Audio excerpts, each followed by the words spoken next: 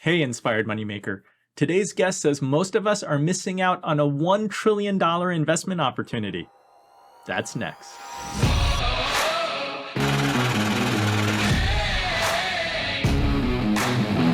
Episode 262 features Erika Lucas, founder, investor, board member.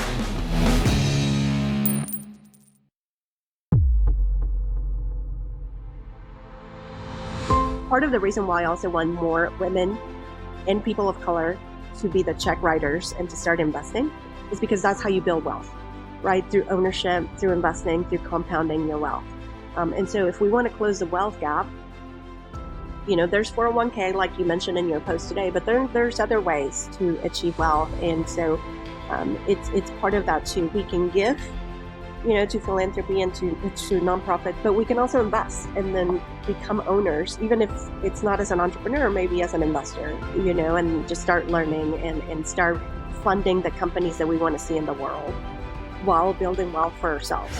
I'm Andy, host of the Inspired Money podcast, where we share positive perspectives on money so we can have a bigger impact in our communities and in the world. This episode is brought to you by Yadi.com. It's my source for Jamaican Blue Mountain coffee. The coffee produced there is one of a kind. It's smooth, fragrant, and not bitter. We serve it here in the offices at Runnymede Capital Management. The Afimi snacks are so good. The breadfruit chips are my favorite, but I'll make room for sweet potato chips and green plantain chips. Diversification is important.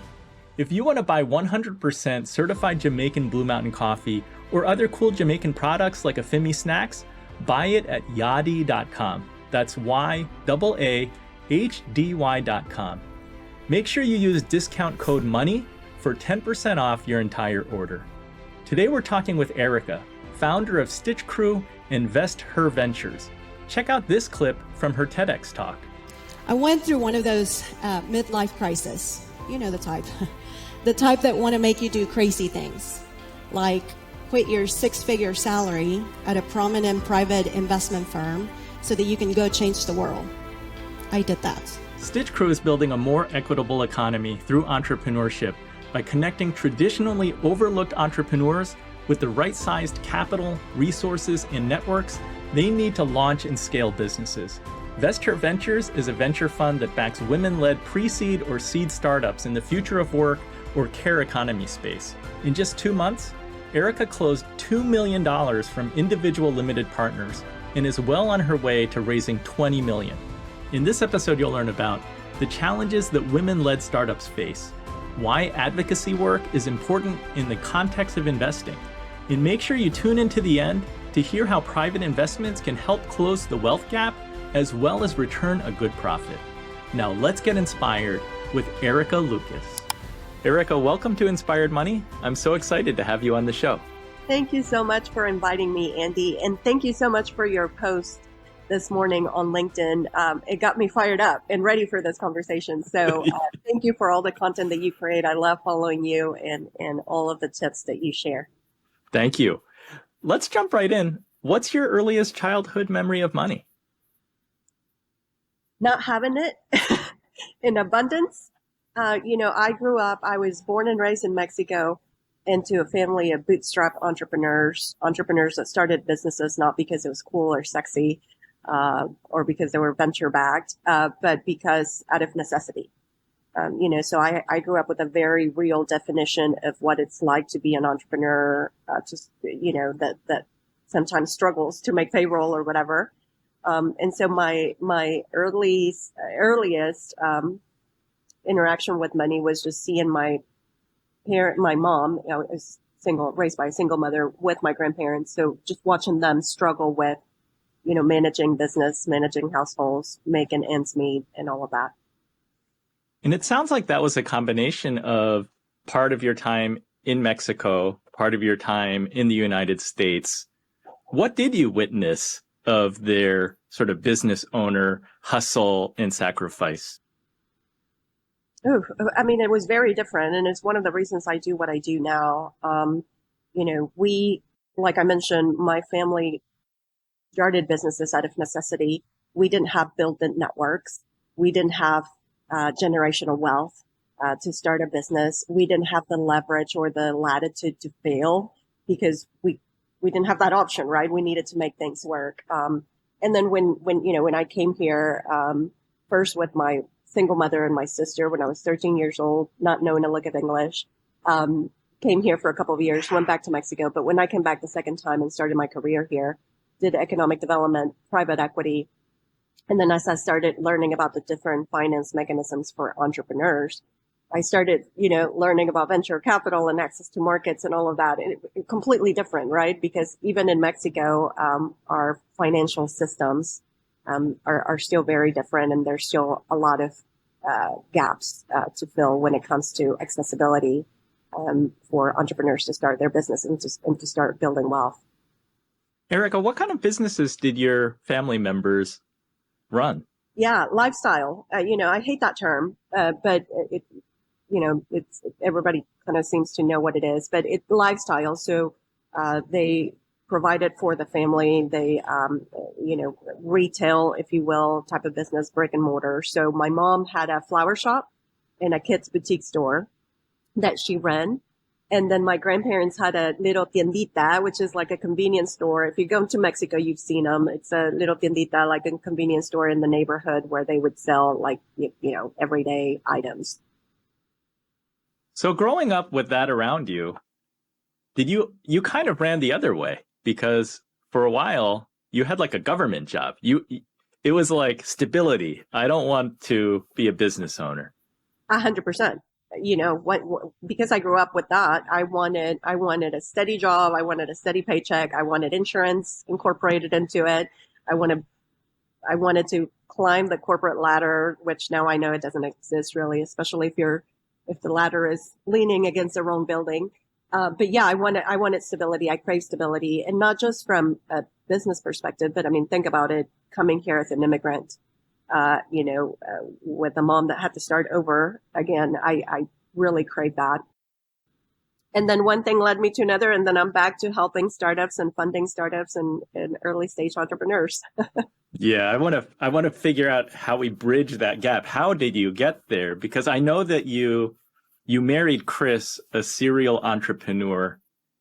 He got into a franchise very early. I know it had a happy ending, but how scary was that? For him, not so much. I mean, Chris is a serial entrepreneur. He loves starting businesses. And we talk about that openly too. The latitude for certain people to fail or even the mindset that he had. He was okay with failing. He was okay with trying new things. Anyway, so he was used to it. For him, it was not scary. For me, I was like, no, that's not me. As you mentioned, I was a director of the global department for the state of Oklahoma, doing foreign direct investments. That led me to private equity, because one of the industries we were heavily recruiting was aerospace and defense. So I was recruited by a private equity that invested exclusively in aerospace and defense, both here in the U.S. So that led me to private investments. And then that's actually when I came across a funding gap that exists for women and people of color.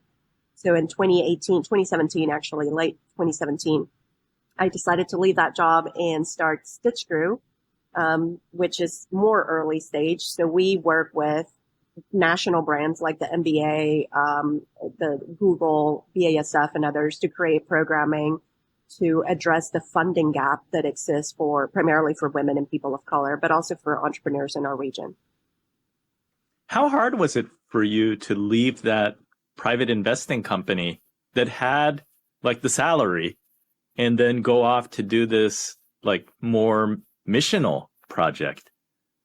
I mean, it was hard. I won't lie. It was, sometimes you just hit those, there was a lot of things that influenced my decision. I started looking at, and I'm embarrassed to say, I had not been paying attention to the funding gap that exists for entrepreneurs like my mom, the entrepreneurs that we support now.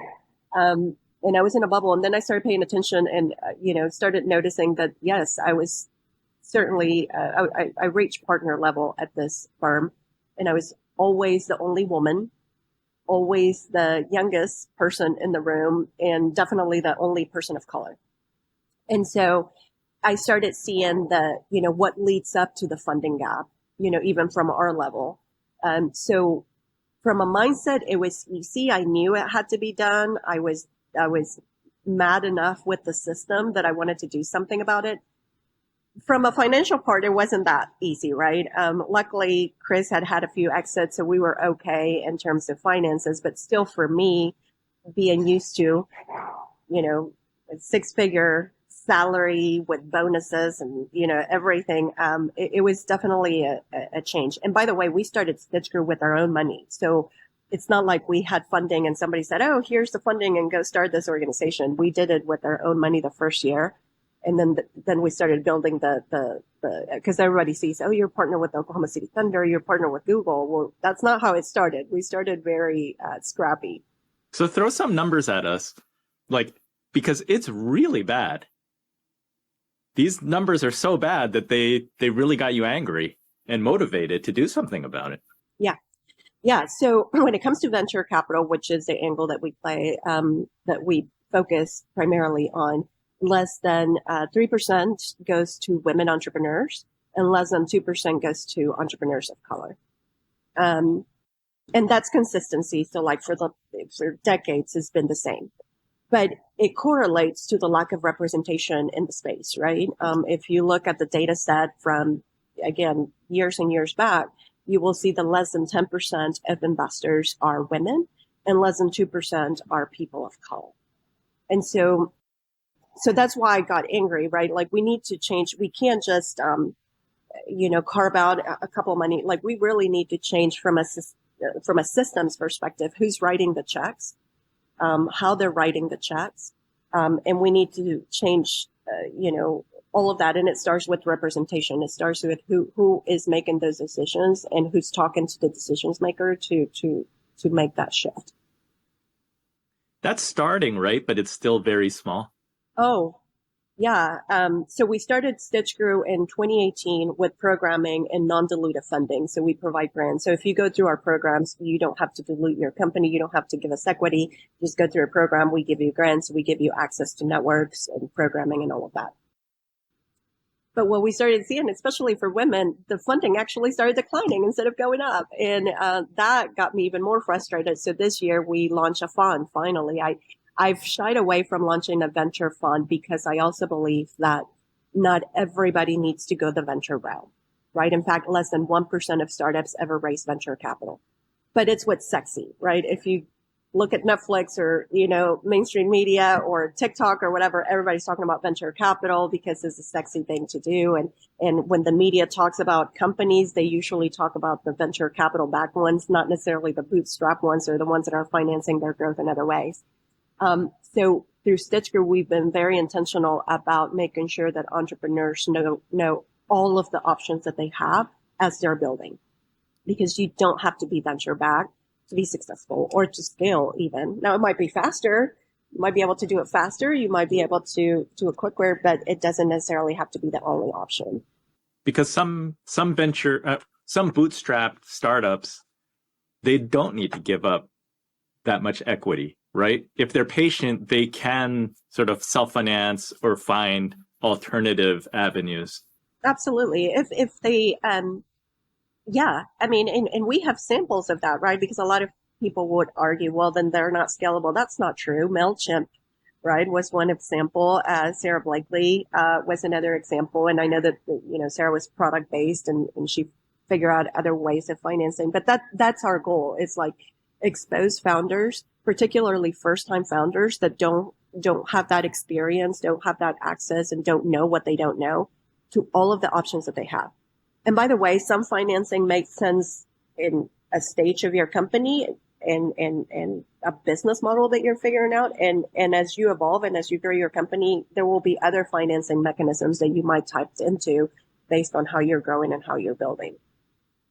Can you give us a little bit of the lay of the land? It's like going to the bank for a loan, like VC, venture.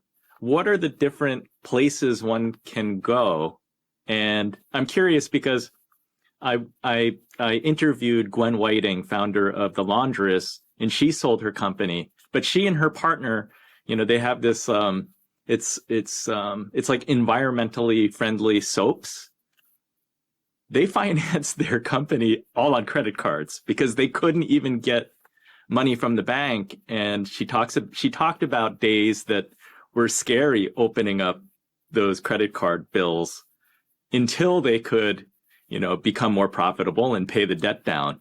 But I guess the win for them was that they never gave up any equity in their company. There were just some scary days along the way. Yeah. But how much money do people need, and where can they go? I think it depends a lot on the type of business. I think that's what's important, that first-time founders understand. There's not a secret magic book that's going to tell you exactly how you need to build your company. You're going to learn as you go. And depending on the type of company that you're building and the industry that you're building, it's going to depend a lot on how much infusion of capital you need or whether you need any at all. There's some companies that if you know how to code and you can do it even with non-code tools, you might be able to start with less than $5,000, but there's some companies, like if you're product based, you're going to need inventory, you're going to need other things, to set up before you actually go to market. So you may need more infusion of capital. But your first question was like, what are all the different funding options that exist? And again, it depends a lot on the stage that you're on. But if you're just starting out, because that's where we focus on, there are non-dilutive grants. Those are very helpful, particularly for women and people of color. So when you're looking for grants, look at what your state, often your local government, has some programming and some funding available for first-time entrepreneurs or for early-stage entrepreneurs. So I would look at grants. There is revenue-based financing. So there are companies and organizations out there that are lending money to you based on inventory, or, they stack it against your inventory. Some even do it against your marketing. So there's revenue-based financing. There is now crowdfunding, and, thanks to regulation that passed several administrations ago, now you can do equity crowdfunding.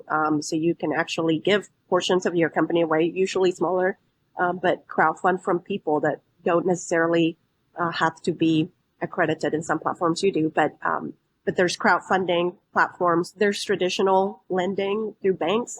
There are programs like the SBA and others that also work with small businesses.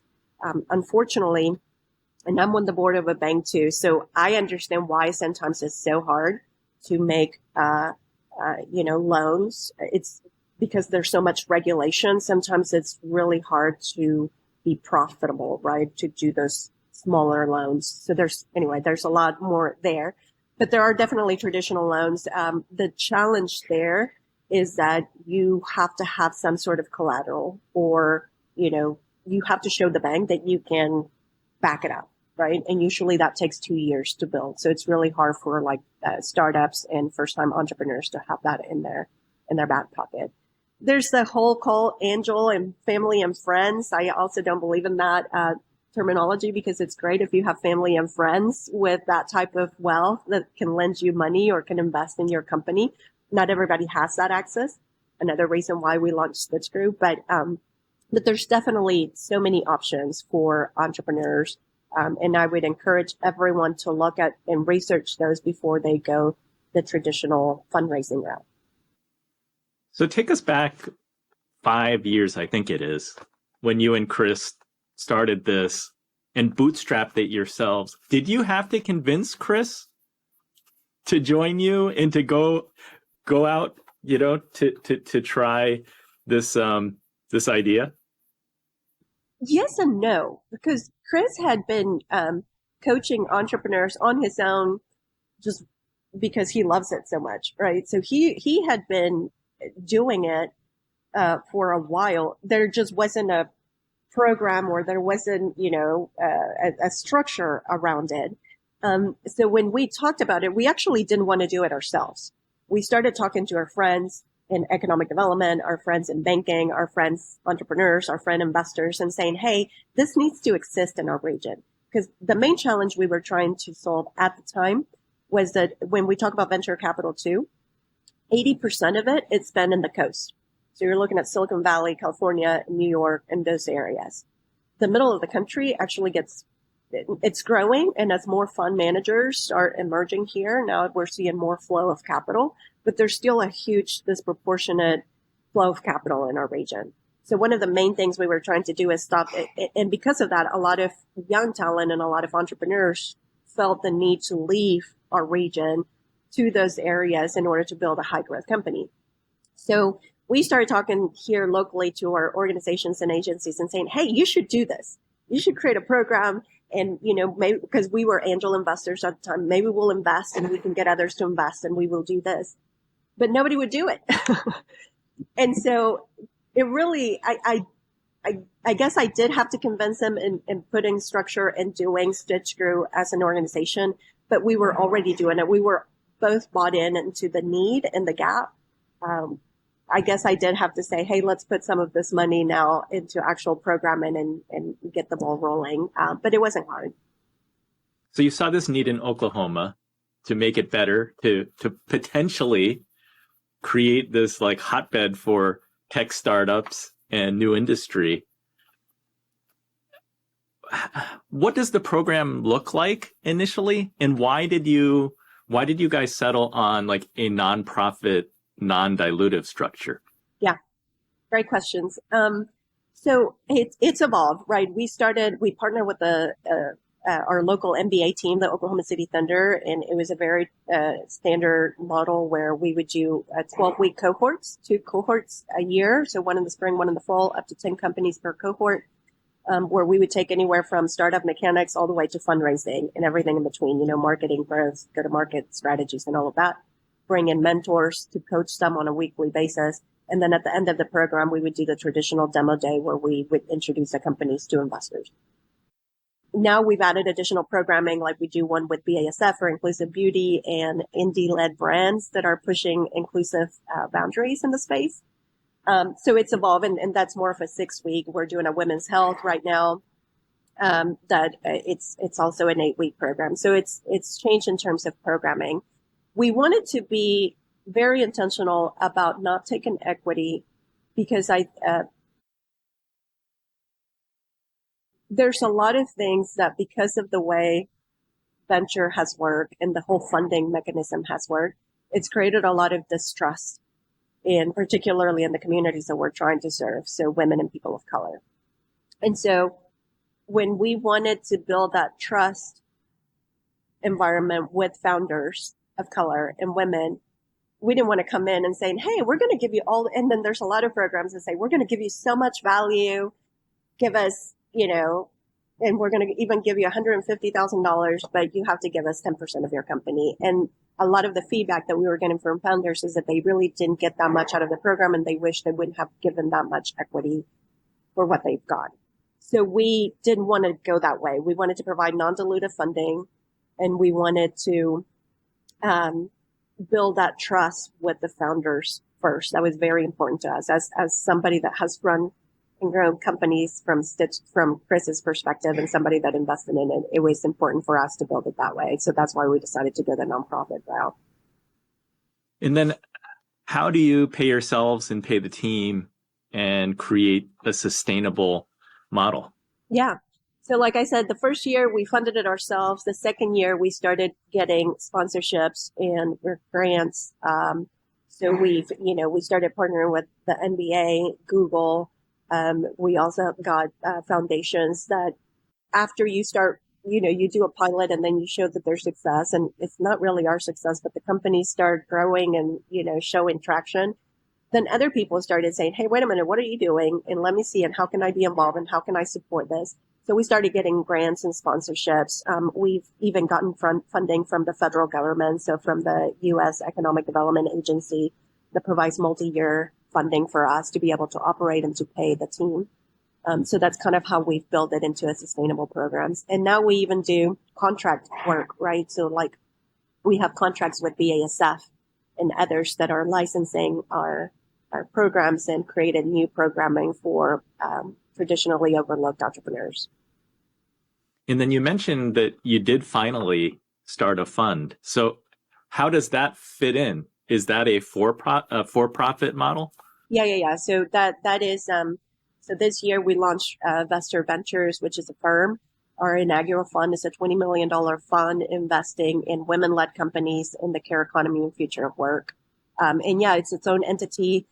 It's not an impact fund, although we believe that through our work, we're going to create massive impact. But it is a for-profit fund. So we have private LPs that have invested in the fund. And yeah, we're looking for returns. And give us some insight, like the nonprofit side versus the for-profit fund. How does that change what you look for in the types of companies that you're investing in? You know, the market opportunity, the teams, or does it? No, we've always looked for capital efficient companies that are solving real problems, right? So like we don't evaluate companies any differently, really. Maybe for some programming, like we also run a Latinx program, that the goal of that program is to get more Latino-owned businesses to their first $1 million. But it's not necessarily for them to scale to be $1 billion company. So obviously the questions that we ask as we are evaluating who gets into that program is not so much, you know, are you looking to be venture backed? What is the venture backable model? Because it's not meant for that. So we do look at it, I guess, differently. But for the most part, the way we evaluate a team, the strength of the team is, you know, are you a balanced team? Are you a diverse team? And we're not just talking about ethnicity and gender and racial background. We're talking about, you know, do you have somebody that can build what you say you're going to build? And do you have somebody that can sell what you say you're going to sell, you know?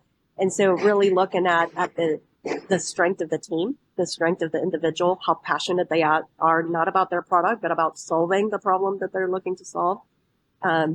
We look for those things, and that really hasn't changed much. We also don't do like, you know, we don't go after the sexy thing. We really focus on like, what are the problems that we see in the community? How much does a team understand the problem that they're solving? And, you know, do they have a viable business model? You kind of started at a crazy time because it's like you're trying to have this positive impact in your region of the country, but then you throw in a global pandemic and economic lockdowns. So what have you learned in this period where you've kind of seen the completely unexpected? Yeah. You know, I think some of the best entrepreneurs come out of situations like this, right? Uncertainty. And I think that the best entrepreneurs are also the people that are adaptable and can just adapt to the environment that they're thrown in. And so that's what we've been doing since we launched StitchCrew and then Vest. We actually launched Vest. So Vestor Fund is a spin-off of Vest, which is a professional network of women that we launched in 2020 because of the disproportionate effect the pandemic had on women in the labor force. So the way we operate, Andy, is if we see a gap in the market and we feel like we have the resources or the networks to be able to make a difference, then we say, okay, let's do it. Right. And there's a viable way to reach sustainability. And that's how we approach StitchCrew. That's how we approach Vest. And that's how we are doing the fund even this year. A lot of people tell me that I'm crazy to be raising a venture capital fund in, you know, today's macro environment with the economy.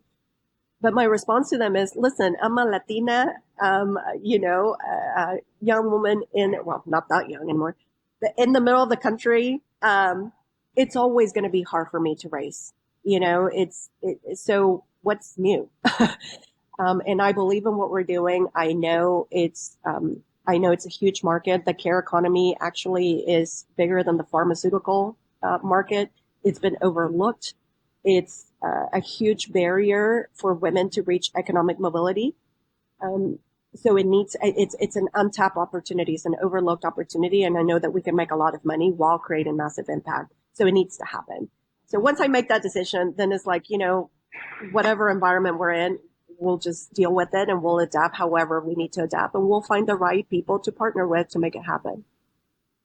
Yeah, I appreciate the fact that you say that as a Latina woman, it's always been hard. So what else is new? Yeah. You're always pounding the pavement and working hard and trying to figure everything out. That's right. That's right.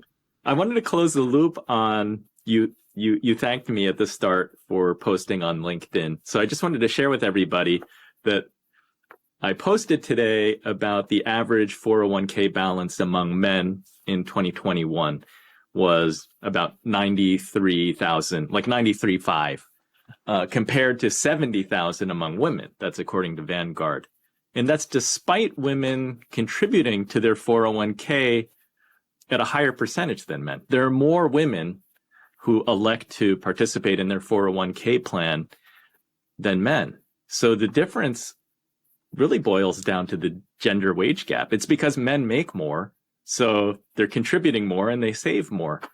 I like what you're doing because your website says that you want to build a more equitable economy through entrepreneurship. So share with us some of the success stories, because I think what you're trying to do is really change the face of business owners. You want the faces of the investors to change, and that will just trickle across. It'll help the economy, it will help equality, and hopefully when you have more female business leaders and business women of color business leaders, that will close the gap too, wage-wise, right? Hopefully they hire more women and more women of color. Yeah, for sure. It's hard for me to pick one or two examples because I genuinely care so much about every entrepreneur that has gone through our program. But I can give you just aggregated data. 30% of the companies that we've helped now over 100 companies through our programs. More than 78% have been led either by women or people of color. About 35% have reached more than $1 million in revenue. While that may not seem like, too big of a percentage, think about this. Even though Latinas are the fastest growing segment of new entrepreneurs coming into the market, nobody needs to tell us to be entrepreneurs, right? Like it's in our blood, a lot of us. For the Latina community, the challenge with the Latina community is that even though we're launching businesses faster than any other demographic, we're not getting them to scale at $1 million or more. So for us, that's why we launched those programs that are very specific. We're not focused on the next unicorn and the next Google. Why would I want to help just one more Google or one more Facebook? I'd rather help 100 entrepreneurs reach $1 million, because I think that $1 million will compound. And to your point, it will trickle down into their local communities and their local environments and who they hire and how they grow. So I'm proud of those numbers. I'm proud of those percentages. I'm proud of the fact that we don't just focus on venture capital backed companies. And I have lots of a story. I can't just pick one. I mean, there's Greg with Occupad Latino that started with literally an idea. It's now doing contracting work with like the Air Force and the DOD. There's another Latina, Ana Nunez, who has Vida Bars. She's doing tremendous work in the CPG market with her products in the inclusive beauty space. So anyway, I don't want to pick because it's really hard. I have to tell all of them.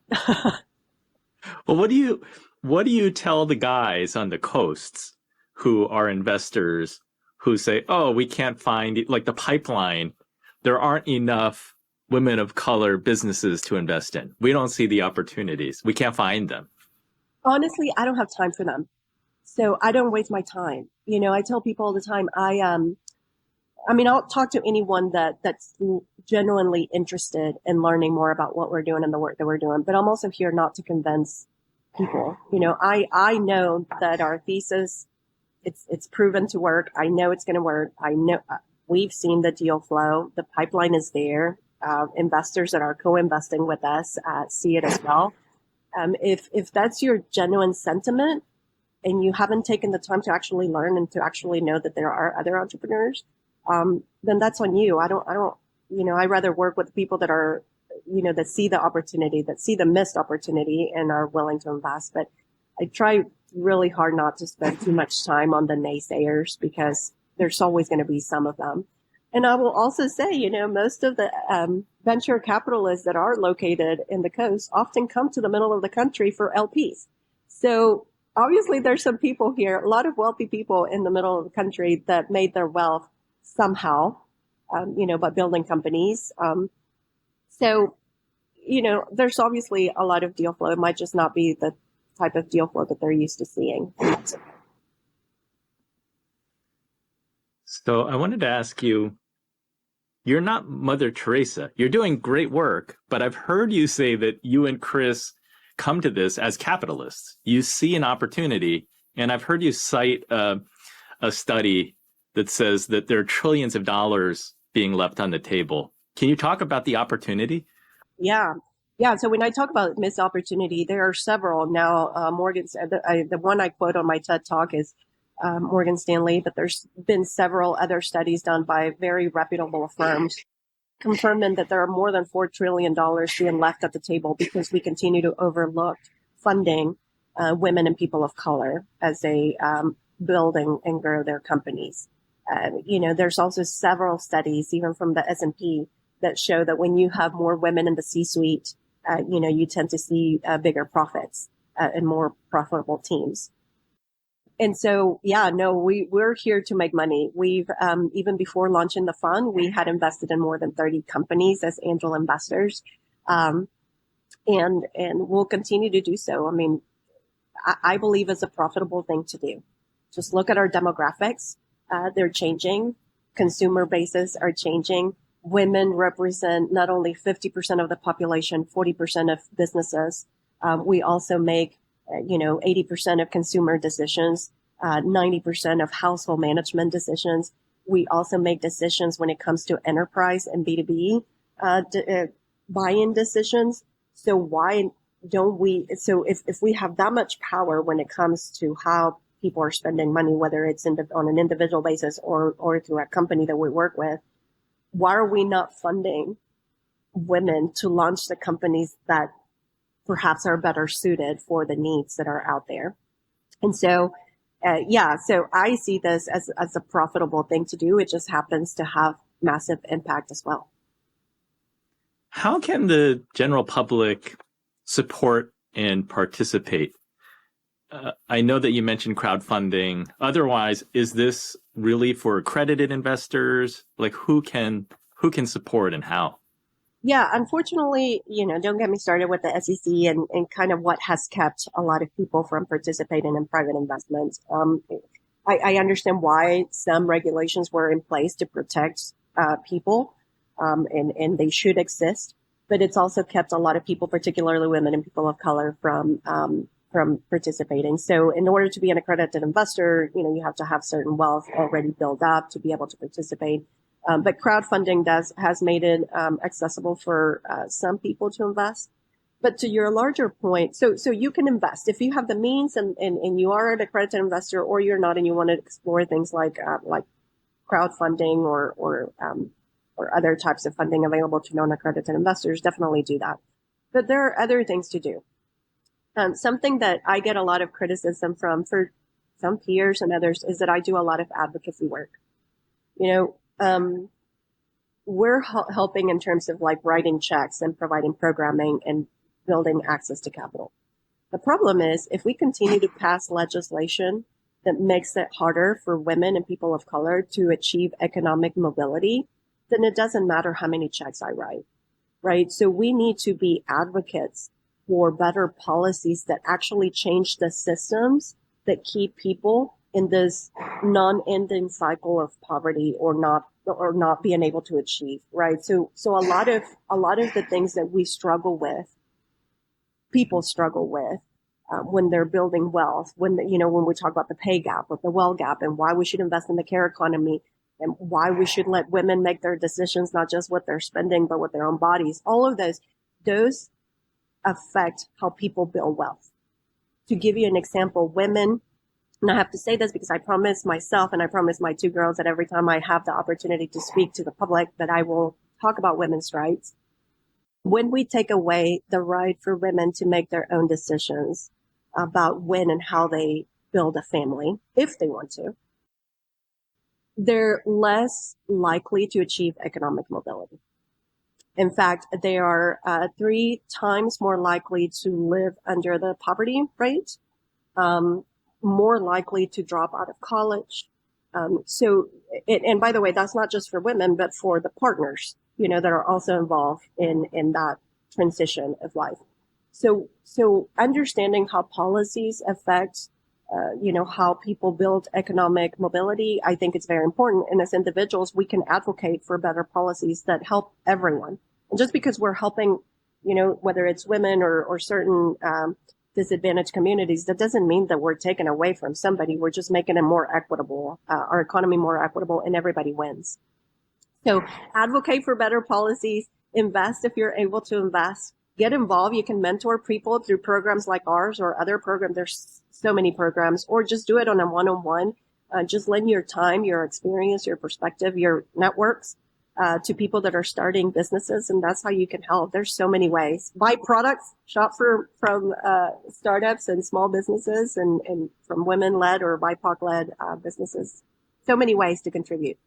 It's interesting because you can align your spending with your values, whether it's just purchasing consumer goods or investing. Yeah. Like even in public companies, it's like you can sort of put your money where you believe it should go.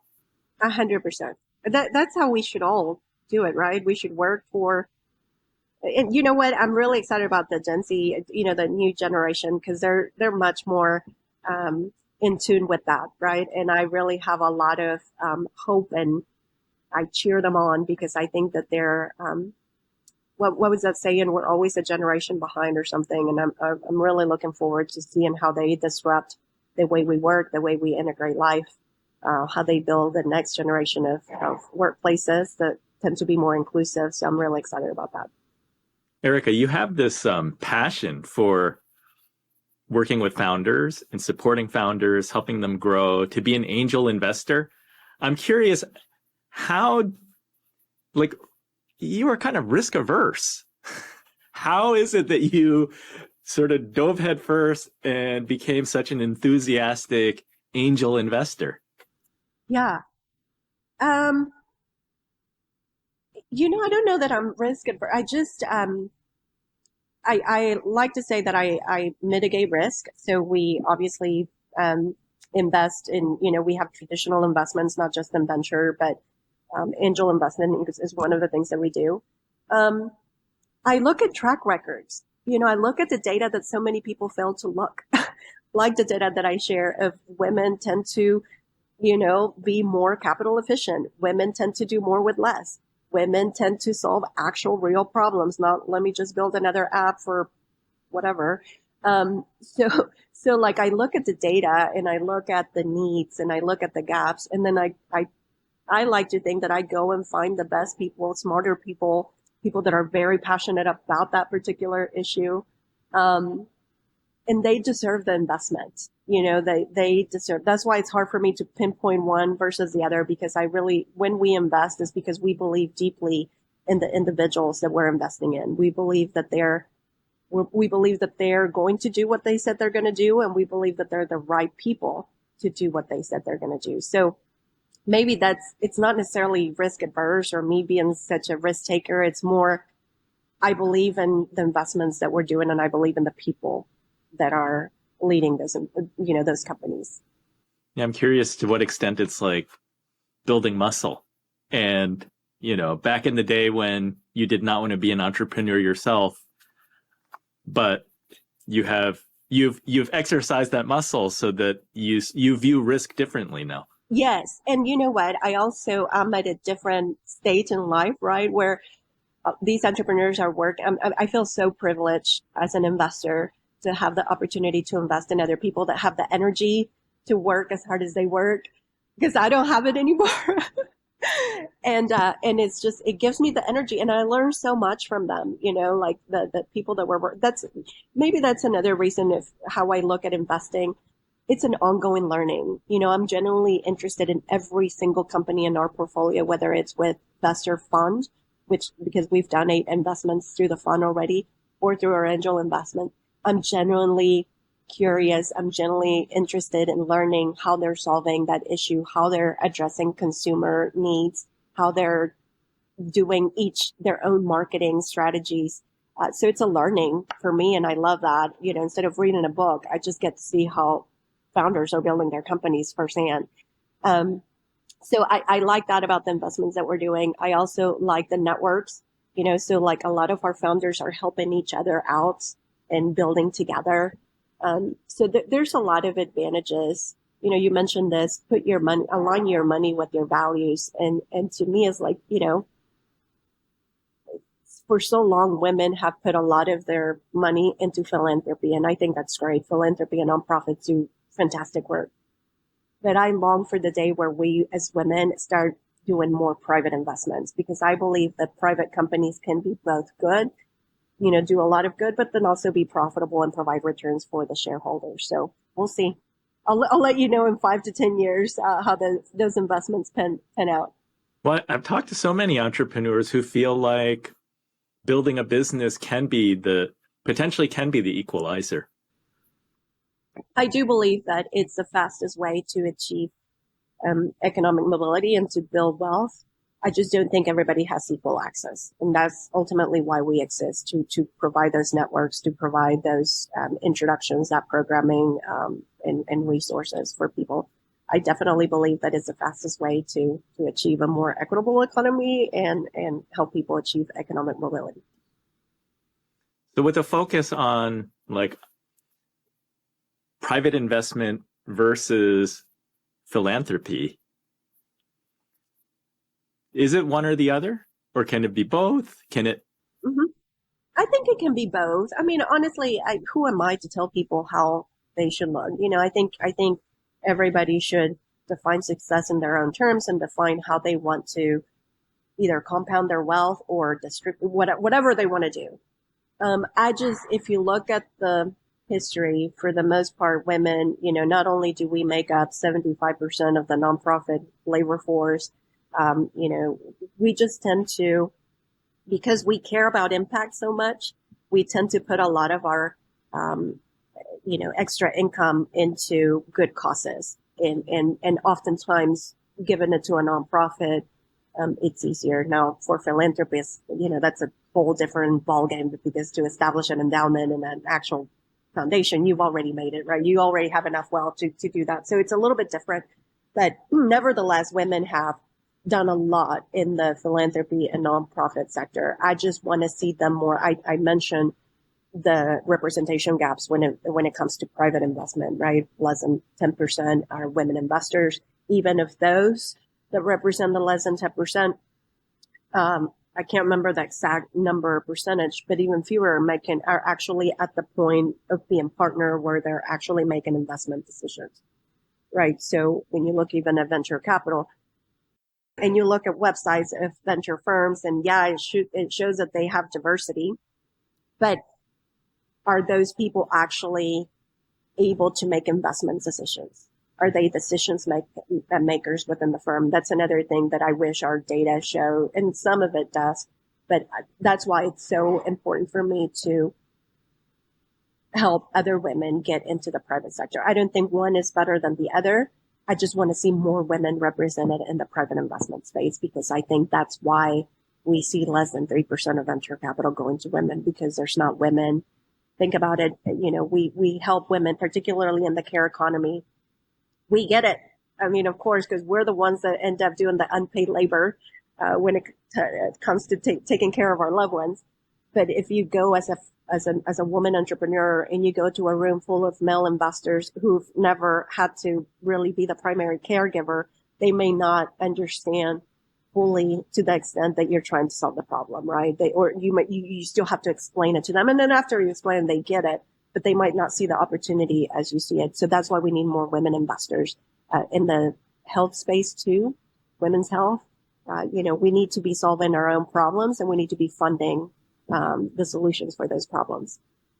Yeah, it's important for everyone to just think about and realize the positive impact that investing in your community, especially in with marginalized business leaders, for you, it's keeping businesses from leaving your state.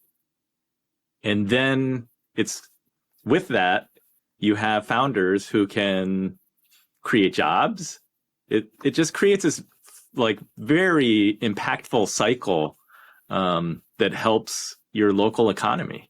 Yeah. And I'm sure that all those business leaders individually are supporting, charities that are meaningful to them. So it just compounds. It compounds. It really does.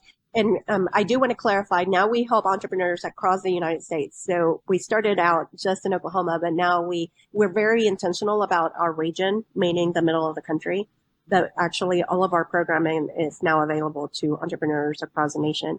But I also wanted to say something because you brought it up. And again, it's a post that you posted today. Part of the reason why I also want more women and people of color to be the check writers and to start investing is because that's how you build wealth, right? Through ownership, through investing, through compounding your wealth. And so if we want to close the wealth gap, there's 401k, like you mentioned in your post today, but there's other ways to achieve wealth. And so it's part of that too. We can give, to philanthropy and to nonprofits, but we can also invest and then become owners, even if it's not as an entrepreneur, maybe as an investor, and just start learning and start funding the companies that we want to see in the world while building wealth for ourselves. That's my personal mission is how do we close the funding and wealth gap for women and people of color? It's so nice to hear that you're investing nationwide. I like to ask all the Inspired Money guests, how do you define success? Me? I don't know. I think the legacy that I will, I guess is yet to be determined. I want to see, I'm the mother of two beautiful Latina girls. I want to see what they take away from how I live my life, how I try to contribute, whether it's through StitchCrew or through Vest. I define that, the question that people ask you, how do you want to be remembered after you leave? It's maybe that's where I go back to impact, right? Like, am I leaving my daughters a good enough example?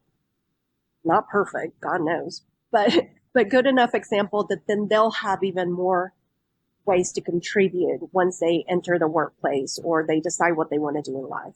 And am I leaving my community better than I found it, right? And providing more opportunity for others. I guess that's how I would define success. Is just how did I show up? How did I contribute? Because ultimately that's fulfillment, right? Not how much money you have in the bank, not how many investments you made, but really did you make a difference in the areas that were important to you? Yeah, and I think actively being the change that you want to see. You're an example of that. Oh, well, thank you. I'm trying to. I get lots of things wrong, but I at least try. Well, thank you, Erika. Thank you for sharing your story and the positive message. Tell everyone where they can learn more about you and follow you. Yes, absolutely. If you want to learn about the programming that we do for primarily women and people of color, go to StitchCrew. So that's www.stitchcrew.com. Right now, we actually have 2 applications open, one for the Women's Health Accelerator and one for the Latinx Accelerator. So you can go there and learn more about those 2 programs. And then there's more coming up, including the Inclusive Beauty Accelerator. And then if you want to learn about the fund and how we invest and support women in the workplace, but also investing in women-led companies in the care economy and future work, you can go to Vest. So that is www.vestper.co, and you can find everything you want to know about the fund and about our programming there as well. Great. I'll put that all in the show notes. Thank you so much, Erika. Thank you, Andy. Thank you for doing this, and I love following you and all of your content. So I'm so glad that we connected. Thank you. Right back at you. So what was your favorite Inspired Money moment? I'm impressed by the great work that Erika and her husband Chris are doing. I like that she lays out all funding options to founders, such as lending-based financing or traditional bank loans, depending on their needs. StitchCrew's Accelerator programs that provide non-dilutive grants, resources, and networks are a great option to add to the mix. And then her venture fund is a great way to reward investors. If you had a different favorite Inspired Money moment, please post a comment or share it in the Inspired Moneymakers Facebook group at inspiredmoney.fm/Facebook. Be sure to subscribe to my email that goes out every 2 weeks. You'll get our market outlook and insights. Subscribe at inspiredmoney.fm/newsletter. It's free and informative. Thank you for joining me on this mission. Have an inspired week and do something that scares you, because that's where the magic happens.